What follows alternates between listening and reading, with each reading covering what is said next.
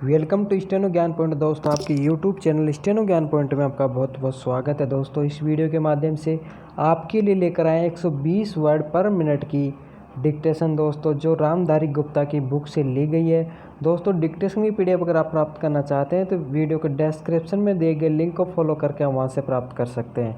और दोस्तों, आपको अगर डिक्टेशन अच्छी लगे तो वीडियो को लाइक करें, और अगर आप हमारे चैनल पर फर्स्ट बार विजिट कर रहे हैं तो हमारे चैनल को सब्सक्राइब एंड शेयर ज़रूर करें, और साथ ही बेल आइकन को प्रेस कर लें ताकि आने वाले नए वीडियोज़ को नोटिफिकेशन आपको सबसे पहले प्राप्त हो सके।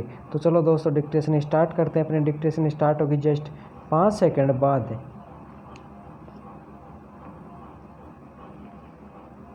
Yes start. महोदय, पंजाब के संबंध में मुझे यह कहना है कि अभी कुछ दिन पूर्व वहाँ पर भाषा का प्रश्न उत्पन्न हुआ। विराम। मेरा अपना विचार है कि जब भाषा के आधार पर पंजाब का विभाजन हो गया तो आज पंजाब की भाषा पंजाबी है, और वह पंजाब के लोगों को निर्णय करना है कि वह पंजाबी किस लिपि के अंदर लिखी जाए। विराम। लेकिन एक बात मैं पंजाब की सरकार से आपके माध्यम से निवेदन करना चाहता हूं कि आज जब पंजाब के अंदर 45% लोग इस प्रकार के हैं जो यह कहते हैं कि हमारी अपनी मातृभाषा हिंदी है, तो पंजाब की सरकार को अल्पसंख्यकों की भाषा को संरक्षण देने के नाम पर दूसरी भाषा के रूप में हिंदी को मानने में किसी प्रकार की कोई आपत्ति नहीं होनी चाहिए। विराम। इससे दोनों के संबंधों में मधुरता आएगी और किसी प्रकार के अनावश्यक आंदोलन से हमारा सीमावर्ती राज्य बचा रहेगा। विराम। जहाँ तक लिपि का संबंध है, लिपि के संबंध में मैं बलपूर्वक किसी लिपि को समाप्त करने के पक्ष में नहीं हूँ। विराम। मेरा विचार रहा है कि मैं देश में अपनी लिपियों को सुरक्षित रखते हुए अगर प्रादेशिक भाषाएं किसी एक सामान्य लिपि को वैकल्पिक लिपि के रूप में स्वीकार कर लें तो देश की अनेक भाषाओं को निकट आने में बहुत बड़ी सहायता मिल सकेगी। विराम। अगर पंजाब के लोग भी इसी आधार पर विचार कर सकें तो मैं समझता हूँ कि यह पंजाबी भाषा के हित में और देश की एकता के हित में होगा। विराम। पैरा। अंतिम बात जिसको कहकर मैं अपना भाषण समाप्त करना चाहता हूँ वह है प्रश्न जो आज पंजाब और हरियाणा में तनाव का कारण बना हुआ है, और वह है चंडीगढ़ का प्रश्न। विराम। सभापति जी, आपने देखा होगा कि कल इस प्रश्न को लेकर यहाँ एक गर्मागर्मी का वातावरण भी उत्पन्न हुआ। विराम। इसके लिए मैं मुख्य रूप से केंद्रीय सरकार को दोषी मानता हूँ। विराम।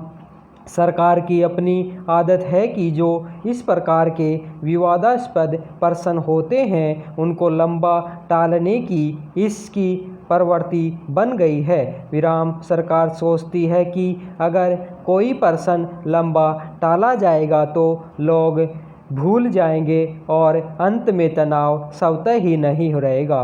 विराम। इतिहास इस बात का साक्षी है कि जिस प्रश्न को सरकार ने टालना चाहा, चाहे मैसूर महाराष्ट्र का सीमा विवाद का प्रश्न हो, गोदावरी या कृष्णा के जल का झगड़ा हो। विराम। पैरा। महोदय, पंजाब के अंदर चंडीगढ़ का झगड़ा हो, सरकार ने जिस झगड़े को टालना चाहा वह झगड़ा और अधिक उग्र रूप लेकर देश के और सरकार के सामने आया।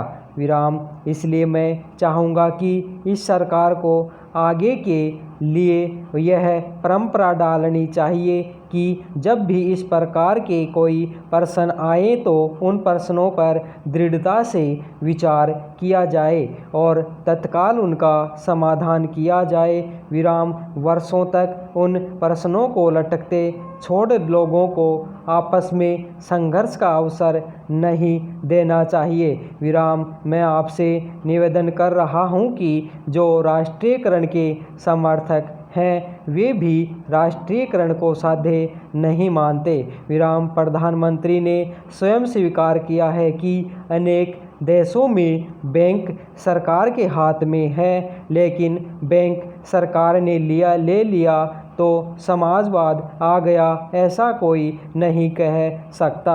विराम जिन देशों में समाजवाद नहीं है वहाँ बैंक सरकार के हाथों में है।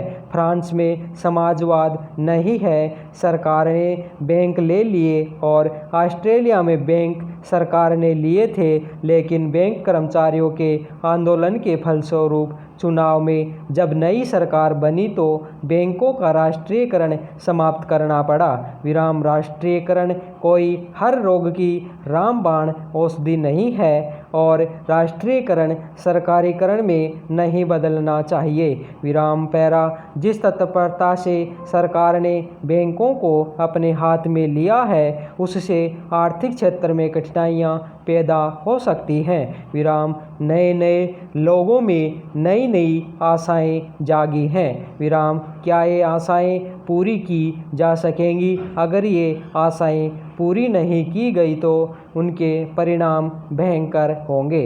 विराम सहकारिता के क्षेत्र में हमने लोगों में नई आशाएं जगाई हैं, हमारा तंत्र इसको पूरा कर पा रहा है।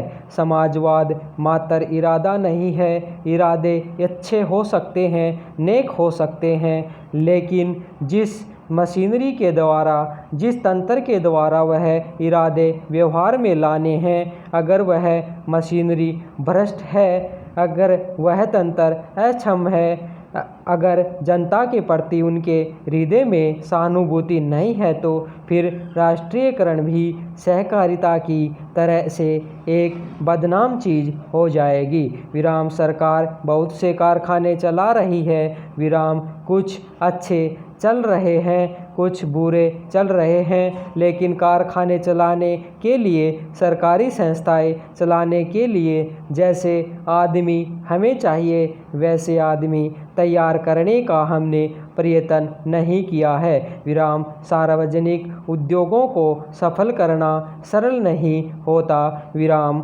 धन्यवाद।